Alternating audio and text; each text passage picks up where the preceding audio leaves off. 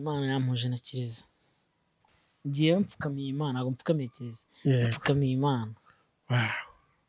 Imana. Nyuma yo gupfukamira Imana. Simvuze urumva ndavuze ngo sinapfukamira Kiriza. Mfukamiye Imana. Yego. Ariko nawe ntibyambuza kumupfukamira mushimira. Bakumupfukamira. Bimubwire.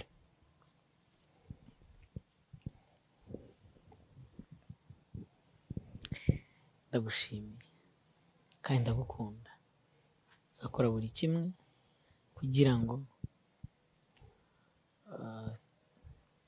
buri kimwe cyose kugira ngo umere neza. Uko uharanira ko ubuzima bwanjye bwagenda neza, bwakomeza kuba, ugashimishwa no kubona ubuzima bwanjye bumeze neza, nanjye niko nzaharanira kubona ubuzima bwawe bumeze neza. Bw'izo mpamvu rero ndagushimiye kandi Imana iguhe umugisha. Wow.